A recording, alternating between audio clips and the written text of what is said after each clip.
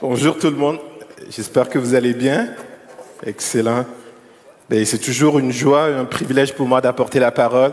Et ce matin, avant de commencer, je voulais juste prendre quelques secondes pour remercier toute l'équipe pastorale pour la confiance et tout particulièrement merci à Pasteur Paul et à Christine et qui m'ont fait l'opportunité de pouvoir servir au sein de cette équipe pastorale. Et ils sont vraiment une source de bénédiction pour moi. Et parlant de nervosité, je me rappelle une fois, je vais apporter le message et au bureau, j'étais vraiment nerveux. Et Pasteur Paul m'a posé la question, comment est-ce que ça va? J'ai dit, ouais, je suis un peu nerveux. Il m'a dit, sois heureux. Peut-être qu'il ne se rappelle pas, mais il m'a dit quelque chose que j'ai gardé dans mon cœur. Le jour où tu n'auras plus cette nervosité, commence à t'inquiéter. Et quand je suis assis là, je ne l'ai jamais. Je travaille dans le monde séculier, je fais des présentations, jamais ce genre de stress. Mais à chaque fois qu'il s'agit de parler d'un Dieu infiniment grand et l'être infiniment petit que je suis nerveux. On va surmonter cette nervosité et aller droit dans la parole.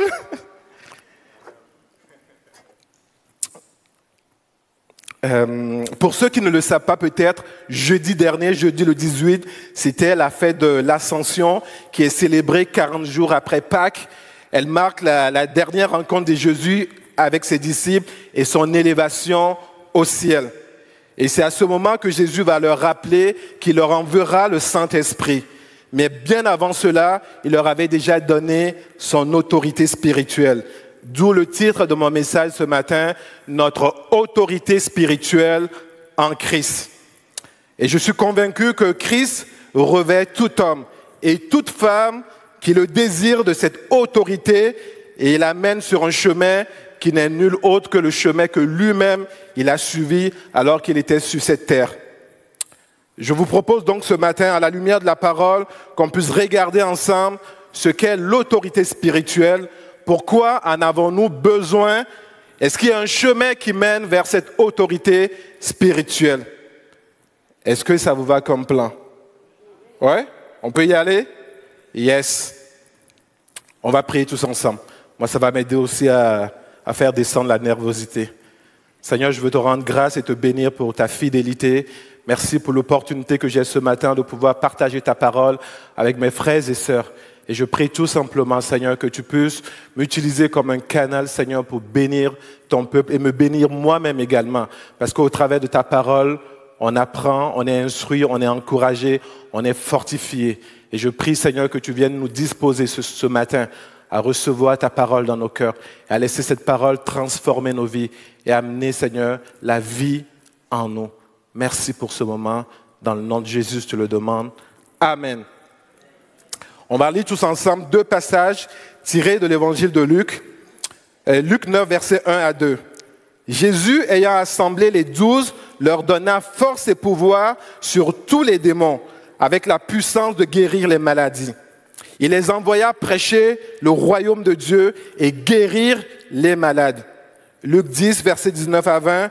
Voici, je vous ai donné le pouvoir de marcher sur les serpents et les scorpions et sur toute la puissance de l'ennemi, et rien ne pourra vous nuire. Cependant, ne vous réjouissez pas de ce que les esprits vous sont soumis, mais réjouissez-vous de ce que vos noms sont écrits dans les cieux. Remarquez bien dans le premier passage de Luc 9, l'ordre des choses. Premièrement, Jésus appelle les 12. Deuxièmement, il leur donne force et puissance. Troisièmement, avec cette force et puissance, il les envoie prêcher la bonne nouvelle et faire du bien autour d'eux en guérissant entre autres les malades. Et si on reprend le deuxième passage, l'ordre est un peu similaire. 1, il leur donne le pouvoir sur toute la puissance de l'ennemi. 2, il les rassure que rien ne pourra les nuire. Et 3, il leur rappelle de ne pas se réjouir de ce que les esprits leur sont soumis, mais plutôt de se réjouir de ce que leurs noms sont inscrits dans les cieux. En d'autres termes, il leur dit, les gars, ce n'est pas les miracles qui sont importants, mais c'est le fait que vos noms soient inscrits dans le livre de Dieu. C'est le fait que vous êtes solidement ancrés dans la foi en Dieu. Il est question ici de l'autorité spirituelle donnée par Christ à ses apôtres pour un but bien précis. Aujourd'hui, nous lisons ces textes et nous pouvons dire, waouh, qu'est-ce qu'ils étaient vraiment bénis, ceux à qui Dieu ou Jésus avait donné cette autorité. Permettez-moi de vous donner 2 définitions du mot autorité dans le dictionnaire Larousse et dans le dictionnaire biblique Emmaüs. Dans le dictionnaire Larousse, autorité veut dire pouvoir de décider ou de commander, d'imposer ses volontés à autrui. On peut affermir son autorité, on peut la perdre et on peut également la rétablir. Et dans le dictionnaire Emmaüs, le mot utilisé en grec pour autorité est exousia, qui veut dire avoir le pouvoir légitime d'agir, de posséder, de contrôler, d'user ou de disposer de quelque chose, de quelqu'un. C'est un pouvoir moral et personnel, librement affirmé et librement accepté par opposition à la force brutale de la contrainte. C'est l'ascendant qu'exerce une individualité sur son entourage, soit par sa valeur propre, soit sous l'inspiration de Dieu. Par exemple, les apôtres ont l'autorité de Jésus-Christ. Ils sont ses témoins, ses envoyés, les représentants de son royaume. Ils sont soumis à Jésus-Christ et à son Saint-Esprit. L'autorité spirituelle en Christ n'est pas un pouvoir sur les autres pour les écraser, mais c'est au contraire une autorité pour le service. Et parlant de cette autorité, l'apôtre Paul va dire ceci aux chrétiens de Corinthe. Dans 2 Corinthiens 10, 7 à 9, « Vous regardez à l'apparence, si quelqu'un se persuade qu'il est de Christ, qu'il se dise bien en lui-même que comme il est de Christ, nous aussi nous sommes de Christ. Et quand même, je me glorifierai un peu trop de l'autorité que le Seigneur nous a donnée pour votre édification et non pour votre destruction. Je saurai en avoir honte, afin que je ne paraisse pas vouloir vous intimider par mes lettres. » Il poursuit au chapitre 13, au verset 10, « C'est pourquoi j'écris ces choses étant absent, afin que présent, je n'ai pas à user de rigueur, selon l'autorité que le Seigneur m'a donnée pour l'édification et non pour la destruction. » Pour Paul, c'était vraiment important d'encourager le peuple de Dieu en les édifiant par la parole de Dieu. Et qu'en est-il de l'autorité de Jésus-Christ lui-même? Allons dans l'évangile de Matthieu au chapitre 7, où on voit Jésus enseigner dans une synagogue. Matthieu 7, 28 à 29 dit ceci. « Après que Jésus eut achevé ses discours, la foule fut frappée de sa doctrine, car il enseignait comme ayant autorité et non pas comme leurs scribes. » Marc relate les mêmes faits dans son évangile en démontrant un autre aspect de l'autorité de Jésus. En effet, dans cette synagogue se trouvait un homme avec un esprit impur, et voici ce que Jésus va faire à cet esprit. On le lit dans Marc 1, versets 25 à 27. Jésus le menaça, disant, « Tais-toi et sors de cet homme. » Et l'esprit impur sort de cet homme en l'agitant avec violence et en poussant un grand cri. Tous furent saisis de stupéfaction, de sorte qu'ils se demandaient les uns aux autres, « Qu'est-ce que ceci? » Une nouvelle doctrine. Il commande avec autorité, même aux esprits impurs, et ils lui obéissent. Si vous continuez un peu la lecture de ce passage, vous verrez qu'à la sortie de la synagogue, Jésus se rendit dans la maison de Pierre, dont la belle-mère était malade, couchée avec la fièvre. Et sans grand tapage, Jésus le fit tout simplement lever en lui prenant la main, et la fièvre la quitta sur le champ.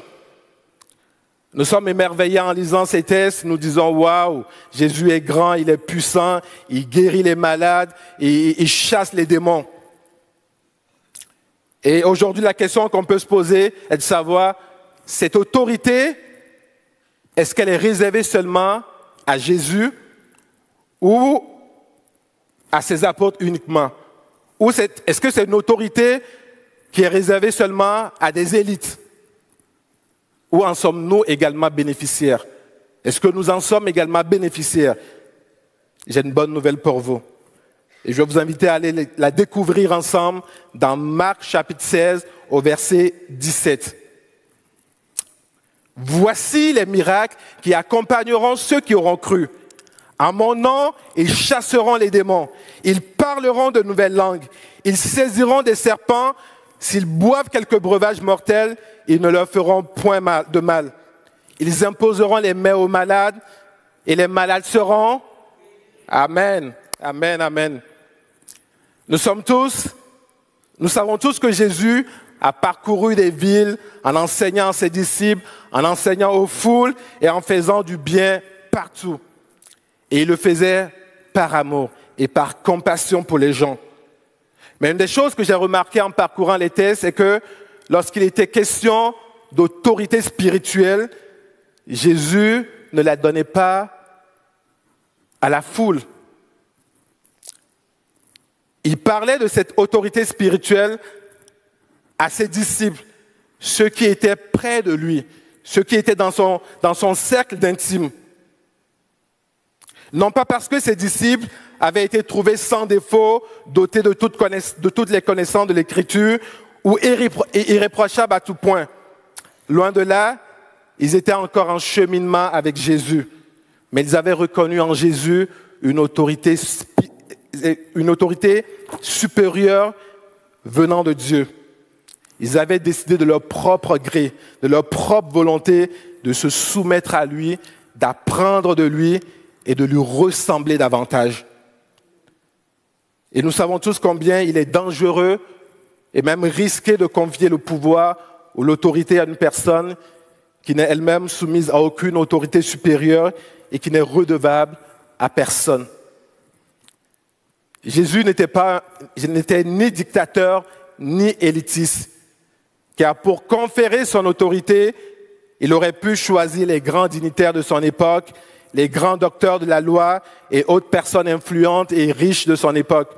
Mais non, il a choisi des hommes et des femmes simples, sans grande éducation, sans grande qualification, mais pour les qualifier par la suite pour exercer son autorité.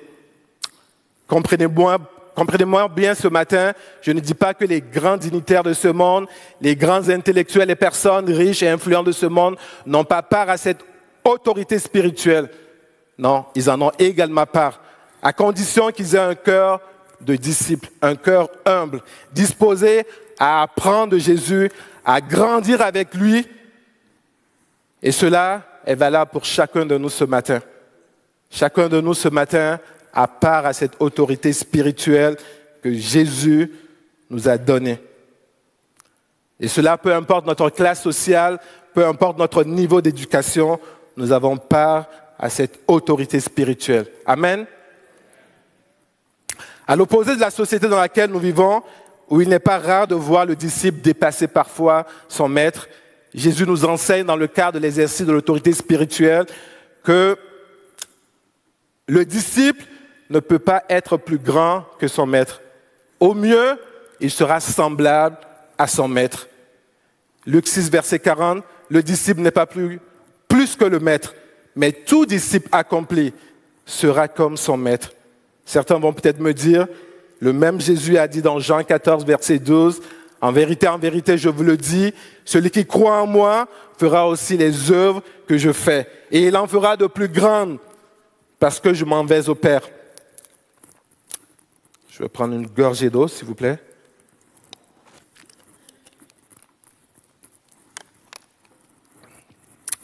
Jésus ne dit pas que si nous croyons en lui, nous serons plus grands que lui. Mais il dit que nous ferons des œuvres plus grandes que celles que lui-même a fait pendant les 3 ans et demi de ministère qu'il a eu sur terre. Et aujourd'hui, l'évangile est annoncé dans des endroits où Jésus et ses disciples n'ont pas été. Et nous utilisons des technologies et des moyens qui n'existaient pas à l'époque pour répandre aujourd'hui l'évangile. Et en tant que disciples, si nous voulons être comme notre maître, nous devons comprendre qu'il y a aussi un chemin qui mène à cette autorité spirituelle. Et ce chemin, Christ, notre maître et modèle, nous l'a montré par sa propre vie, au service de son Père.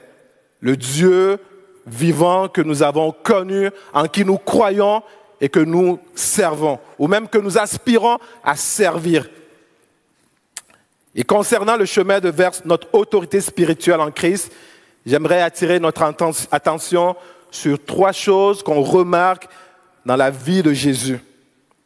1, il n'y a pas d'autorité sans transformation. Je répète, il n'y a pas d'autorité sans une transformation. On peut peut-être parfois avoir assez de l'entendre, mais j'aimerais nous rappeler ce matin que c'est seulement dans la prière et l'intimité avec Dieu que nous pouvons vivre une réelle transformation dans notre cheminement avec Dieu. Une transformation dans notre âme, une transformation dans notre cœur, dans nos pensées et dans nos actions au quotidien. Et cette transformation qui nous mène, c'est cette transformation qui nous mène à ressembler davantage à Jésus, à celui en qui nous croyons et qui nous donne également cette pleine confiance et assurance que nous sommes ses enfants à qui il a délégué son autorité spirituelle. Si nous disons que Jésus est notre modèle, pourquoi ne l'imitons pas donc? Jésus, le Fils de Dieu, qui avait reçu toute autorité de son Père, était un homme de prière, était un homme qui aimait passer du temps dans la présence de son Père, seul à seul avec lui. Il y a une parole qui est sortie ce matin qui disait « Va dans le lieu secret, seul à seul avec Dieu ». Ce n'est pas ce qui a été dit exactement, mais un peu ça. Et Jésus était un homme de prière, un homme qui aimait vraiment l'intimité avec Dieu. Et pour Jésus, la prière et l'intimité avec son Père passaient avant toute autre chose. Il débutait et terminait ses journées dans la prière. Et même dans le courant de la journée, malgré toutes ses nombreuses obligations, il avait toujours l'habitude de s'arrêter et prendre du temps seul à seul avec Dieu pour prier. Lisons ensemble quelques passages sur son exemplaire vie de prière. Matthieu 14, verset 23, quand il l'eut renvoyé, on parle ici de la foule, quand il eut renvoyé la foule, il monta sur la montagne pour prier à l'écart, et comme le soir était venu, il était seul. Marc 6, verset 46, quand il l'eut renvoyé, il s'en alla sur la montagne pour prier. Luc 6, verset 12, en ce temps-là, Jésus se rendit sur la montagne pour prier. Il passa toute la nuit à prier Dieu. Nous, parfois, on passe 30 minutes dans la prière, on a comme l'impression que c'est une éternité. Et Jésus passait toute la nuit à prier. Marc 1, verset 35. Vers le matin, pendant qu'il faisait encore très sombre, il se leva et sortit pour aller dans un lieu désert où il pria. Je termine avec Luc 5, verset 16. Et lui, il se retirait dans les déserts et priait.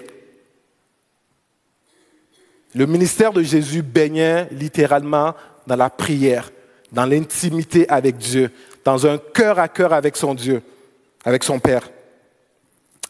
Et ce matin, loin de moi, la pensée de mettre la culpabilité sur qui que ce soit. Mais quand je regarde à ma propre vie, je suis convaincu que je peux et je dois avoir encore plus d'intimité avec Dieu. Pas juste pour lui dresser ma longue liste de besoins, mais pour connaître le cœur de Dieu et le laisser se révéler à moi. Et en tant qu'Église, en tant qu'assemblée, puisse Dieu nous aider à soupirer davantage à des temps de prière individuelle, à des temps de prière collective, des temps durant lesquels des hommes et des femmes remplis de l'Esprit de Dieu et revêtus de son autorité prient pour toutes sortes de situations, imposent les mains aux malades et s'attendent à une visitation de Dieu. Ce n'est pas eux qui vont guérir les malades, mais c'est le Dieu qui donne cette autorité, qui vient confirmer sa parole à travers des guérisons, à travers des signes et des prodiges. Et moi, je soupire après ça. Paul dira dans 2 Corinthiens 3, verset 17, ce n'est pas dans les diapos, « Or, le Seigneur, c'est l'Esprit. Et là où est l'Esprit du Seigneur, là est la liberté. Nous tous qui le visage découvert, contemplons comme un miroir la gloire du Seigneur. Nous sommes transformés en la même image de gloire en gloire, comme par le Seigneur l'Esprit.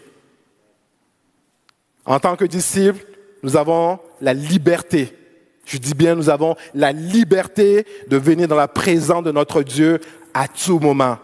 Le jour, la nuit, à tout moment, nous avons cette liberté de nous approcher de lui et le laisser nous transformer à l'image de Jésus de gloire en gloire. Amen. S'il n'y a pas d'autorité sans la transformation, il n'y a pas d'autorité non plus sans la connaissance de la parole de Dieu. Sans la connaissance de la parole de Dieu, il n'y a point d'autorité spirituelle. Sur quoi voulons-nous faire reposer l'autorité de Christ en nous? Si nous ignorons ce que dit la parole de Dieu, sur quoi voulons-nous faire reposer cette autorité? Ou si nous la connaissons simplement de façon intellectuelle? Je ne parle pas ici de suivre des cours de théologie, quoique c'est une bonne chose de prendre des cours de théologie. Mais ce n'est pas la question ici aujourd'hui. Mais je parle de cette bonne habitude qu'on peut développer en mettant du temps à part de façon intentionnelle pour lire un livre de la Bible en entier, pour en tirer des enseignements et les mettre en pratique dans notre quotidien. Il est impossible et même risqué d'essayer d'user de l'autorité spirituelle que Christ nous a donnée sans le connaître réellement et sans connaître sa parole. Il y a dans le livre des Actes des Apôtres le récit de la triste mésaventure des 7 fils de Scéva, que peut-être certains d'entre vous connaissez tous. Je vous mets un peu en contexte. L'apôtre Paul était en voyage à Éphèse et il fit de grands miracles. Dieu fit de grands miracles à travers lui. Et quelques personnes ayant vu cela ont voulu l'imiter sans connaître elles-mêmes personnellement le Dieu que Paul servait. On le lit dans Actes 19, versets 13 à 16. Quelques exorcistes juifs ambulants essayèrent d'invoquer sur ceux qui avaient des esprits malins le nom du Seigneur Jésus, en disant « Je vous conjure par Jésus que Paul prêche ». Ceux qui faisaient cela étaient 7 fils de Scéva, juifs, l'un des principaux sacrificateurs. L'esprit malin leur répondit « Je connais Jésus et je sais qui est Paul, mais vous, qui êtes-vous » Et l'homme dans lequel était l'esprit malin s'élança sur eux, se rendit maître de tous deux et les maltraita de telle sorte qu'ils s'en furent de cette maison nus et blessés. Pas mal certain que personne d'entre nous n'aspire à vivre cette expérience qui a été sans doute douloureuse et humiliante pour ces 7 fils de Scéva.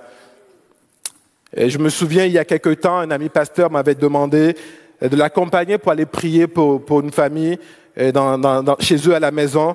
Et cette famille vivait une situation assez particulière dans laquelle il fallait vraiment prier, mais prier avec autorité, avec cette autorité que Christ nous a donnée. Et j'avais dit, sans trop réfléchir, oui, on va y aller. Et quand j'ai partagé ça avec mon épouse, elle m'a dit, est-ce que tu es prêt pour ça? Je dis, comment ça? Prêt? Ben, c'est pour aller prier. Je n'ai pas besoin de me préparer pour aller prier. Elle a commencé à me parler des affaires. Vous connaissez nos femmes. Et là, je me suis rappelé de l'histoire des 7 fils de Scéva. Et des petites questions avaient commencé à défiler dans ma tête, du genre, qui es-tu toi pour aller prier pour eux? Qui t'a demandé d'intervenir dans une affaire qui ne te concerne même pas? Tu te crois pour qui? Et plein d'autres petites questions plus insistantes que intimidantes. J'ai dû tout simplement, à un moment donné, prendre position. C'est assez. Arrière de moi, Satan. Et commencer à déclarer ce que la parole de Dieu dit à propos de moi, dit à mon sujet, au sujet de tous ceux qui ont cru en Jésus. Romains 8, verset 1, « Il n'y a donc maintenant aucune condamnation pour ceux qui sont en Jésus-Christ. » Amen. Jean 1, 12 à 13, « Mais à tous ceux qui l'ont reçu, À ceux qui croient en son nom, il a donné le pouvoir de devenir enfants de Dieu, lesquels sont nés non du sang, ni de la volonté de la chair, ni de la volonté de l'homme, mais de Dieu. Et d'autres passages encore qui remontaient sur mon cœur, des passages de l'Écriture. Et même si je n'avais pas les références exactes, ce sont des paroles certaines qui étaient vraiment gravées sur mon cœur et qui m'ont donné de l'assurance et de la confiance pour accompagner cet ami pasteur. Et ainsi, investis de l'autorité de Christ, nous sommes donc allés soutenir cette famille. Nous sommes même retournés une autre fois et nous n'avons jamais été inquiétés par qui que ce soit. Nous étions tellement confiants que Dieu nous a donné cette autorité pour prier, pour déclarer des choses. Jésus, notre modèle, utilisait la parole pour affirmer son autorité. Et lorsqu'il fut tenté dans le désert, il répliquait à chaque fois à Satan par la parole. Il disait, il est écrit, il est écrit. Et dans l'exercice de notre autorité spirituelle en Christ, nous devons connaître la parole et l'appliquer tout simplement. Cette connaissance de la parole de Dieu nous donne d'avoir de l'assurance et d'être confiants dans le service que Dieu nous appelle à accomplir pour lui. J'ai toujours été fasciné par la grande confiance que les policiers ont lorsqu'ils sont dans leur uniforme, parce qu'ils sont revêtus de l'autorité que leur a déléguée l'État.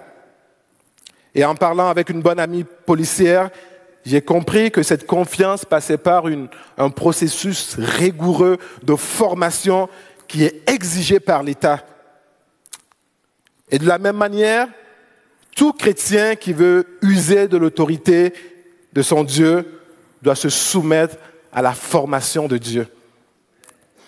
Je ne dis pas que tout le monde doit suivre une formation biblique, mais je parle de l'école de Dieu. Aller à l'école de Dieu. Cette école dans laquelle tu lui demandes de la patience et il répond, il te met en face d'une situation où tu dois faire preuve de patience. Et tu as la liberté d'échouer comme de réussir. Mais lui ne te condamnera pas. Il va juste te rappeler que persévère, persévère. Laisse ma parole descendre au plus profond de toi et amener la transformation dans ta vie. Et tu vas avoir la victoire sur ton impatience. Et je termine rapidement avec ce dernier constat. Il n'y a point d'autorité sans la persécution et l'opposition. Vous êtes découragés? Ce n'est certainement pas le chemin préféré de personne, mais malheureusement, ce chemin existe et il va falloir l'emprunter un jour ou l'autre. Il n'y a point d'autorité sans la persécution et l'opposition. Au Canada, pays de droit et de liberté, nous sommes peut-être moins concernés par la persécution, cette persécution que les disciples ont connue.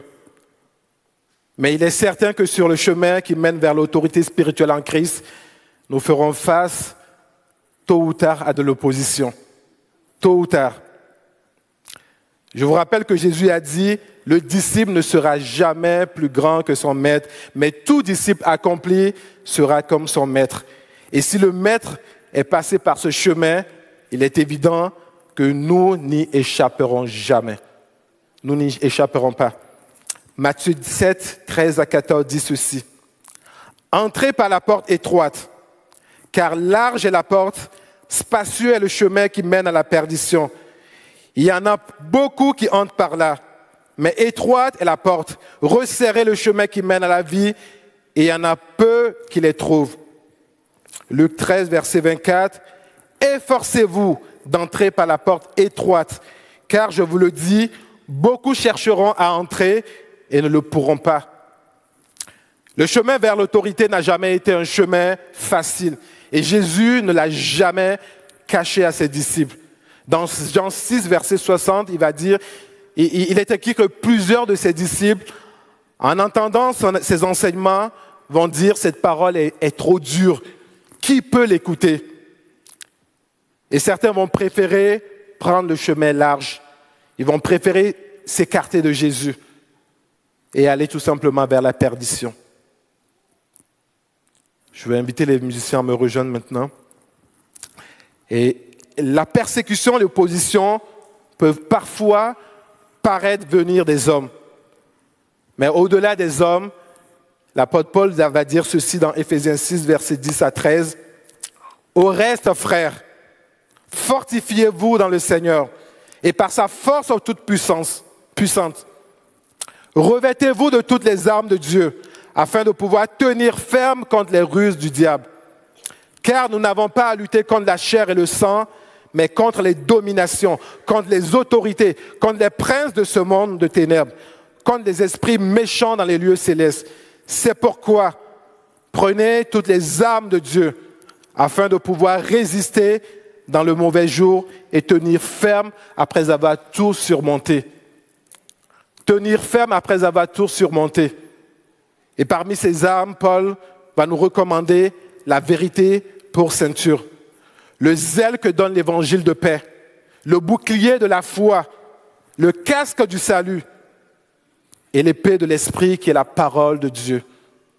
Et ce matin, je ne cherche rien d'autre qu'à nous encourager dans notre cheminement avec Dieu, à être conscient que Dieu ne nous a pas appelés dans ce monde sans ressources, mais il met à notre disposition des ressources.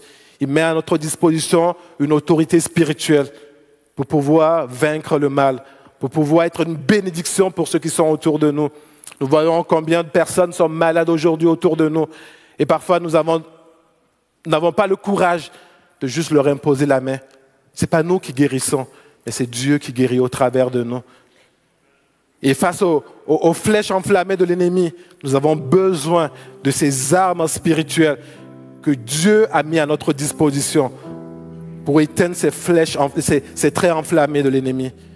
Et ce matin, je veux juste nous encourager, frères et sœurs, à considérer cette autorité spirituelle qui nous est donnée, qui passe par un chemin, le chemin de la transformation, le chemin de la connaissance de la parole de Dieu. Je veux nous encourager ce matin à être conscients que dans cette marche, il va y avoir de l'opposition. Ne soyons pas surpris lorsqu'il y a de l'opposition, mais prenons nos armes, levons-nous, combattons avec foi. Et si nous avons besoin de soutien, nous avons besoin de renfort, il y a des frères et sœurs qui sont là et qui sont investis également de cette autorité. Et ensemble, nous allons faire la différence. Est-ce qu'on peut se lever tous ensemble ce matin et prier? Seigneur Dieu, je veux te remercier et te bénir, t'honorer, te glorifier pour ce que tu es. Merci Seigneur pour les ressources spirituelles que tu mets à notre disposition. Merci parce que tu confirmes ta parole, Seigneur, au travers de nos vies.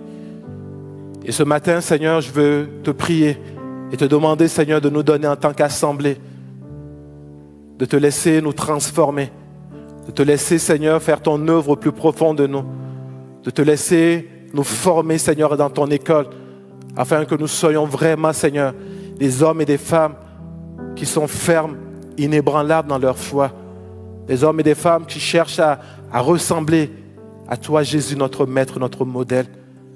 Seigneur, ce que nous désirons, ce que nous soupirons après, c'est de te ressembler, c'est de vivre pour toi, c'est d'honorer ton nom sur cette terre. Et Seigneur, tu vois combien parfois nous sommes dépassés par les événements, nous sommes dépassés, Seigneur, par les besoins. Et ce matin, tu veux nous rappeler que tu ne nous as pas laissés sans ressources, mais tu nous as laissé ton Saint-Esprit, tu nous as laissé ton autorité spirituelle. Et nous voulons user de cette autorité spirituelle. Nous voulons, Seigneur, marcher, Seigneur, sur ce chemin sur lequel toi-même tu as marché avant nous. Et nous voulons compter sur toi. Nous voulons nous appuyer sur toi. Nous voulons, Seigneur, te laisser faire ton œuvre en dedans de nous, Seigneur. Et le cri de mon cœur ce matin, viens nous remplir de ton esprit. Revêt-nous de ton autorité. Attire-nous à toi, Seigneur. Aide-nous, Seigneur, à désirer ta présence plus que toute autre chose. À dégager du temps, Seigneur, pour avoir un cœur à cœur avec toi. pour lire ta parole, la comprendre, Seigneur, et la laisser nous transformer à ton image de gloire en gloire. Oh Seigneur, merci. Merci pour ton amour. Merci pour ta grâce. Et merci pour l'œuvre surnaturelle que tu fais dans les cœurs ce matin. Merci pour les guérisons que tu apportes dans les corps, dans les âmes ce matin. Merci Seigneur pour ces forteresses dans les pensées que tu renverses ce matin dans le nom de Jésus. Merci pour la vie. Merci pour la conviction de ton Saint-Esprit. Merci infiniment. Merci pour la confiance que tu donnes à mes frères et sœurs pour agir selon ta parole et non pour écraser, mais pour servir. Sois béni et sois élevé ce matin. En ton nom, Jésus, j'ai prié.